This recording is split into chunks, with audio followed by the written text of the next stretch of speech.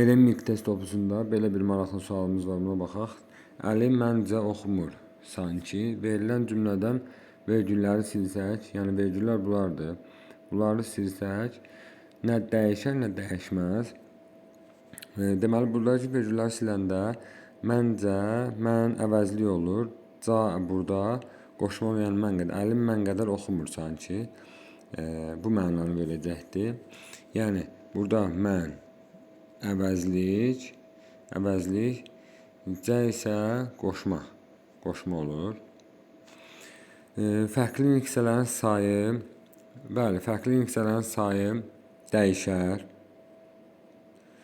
Yəni, əvvəlcə bir dənə modal sözüydü, indi əvəzlik və qoşma da ortaya çıxdı. Köməkli nüsxələrin sayı dəyişməz, çünki məncə, burada köməkli nüsxələrin sayı bir əvvəlcə məncə idi, bir də sanki idi. 2 dənə köməkli nüsxəmiz, yəni 2 dənə modal sözümüz var idi.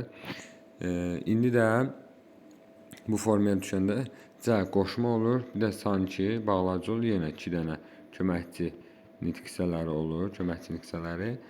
Yəni, köməkçi nüsxələrin sayı dəyişməz. B variantını biz yazaq dəyişməz hissəsinə. Cümlədəki modal sözlərin sayı dəyişər. Yəni, bir dənə idi, indi 2 dənə olur. Sayı deyirsə bizdən, burada hər ikisində sayı deyir. Modal sözlərin sayı dəyişər. C-ni buraya yazırıq. Leksik mənası olan sözlərin sayı, əvvəlcə leksik mənası olan sözlərin sayı əli idi, bir də oxumur idi, 2 dənə idi. İndi isə leksik mənası olan sözlərin sayı dəyişib 3 dənə olubdur.